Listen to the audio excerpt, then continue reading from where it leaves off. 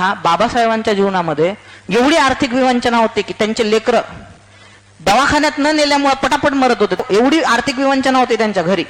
ती स्कॉलरशिप जर मिळाली नसती बाबासाहेबांना तर शिक्षणही कदाचित झालं नसतं त्यांचं फॉरेनमध्ये. एवढं सगळं झाल्यानंतरही एवढी घरामध्ये 18-20 दारिद्र्य असूनही बाबासाहेबांना गव्हर्नरचं लेटर आलं. गव्हर्नरचं लेटर आल्यानंतर त्यांनी बोलावून घेतलं ऑफिसला. महाराष्ट्राचा बॉम्बे प्रांताचा गव्हर्नर होता तो.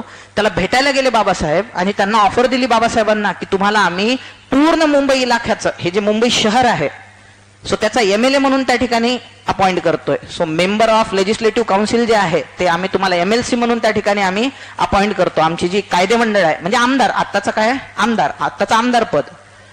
तर बाबासाहेबांनी काय विचारावं माहिती आहे का त्यांना, तुम्ही मला आमदार बनवताय किंवा MLA बनवताय हे माझ्यासाठी महत्वाचं नाही, माझ्या कामाचं स्वरूप सांगा. ते जर मला पटलं तर मी तुमचा जॉब घेईल.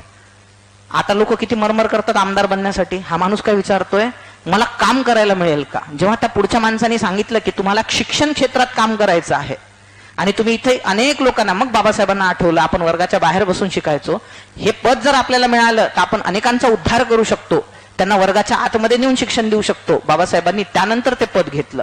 सो बाबासाहेबांना भारतरत्न मिळाला हा बाबासाहेबांचा मोठेपणा नाहीये, हा भारतरत्न पदवीचा मोठेपणा आहे की तो बाबासाहेबांना मिळाला. मग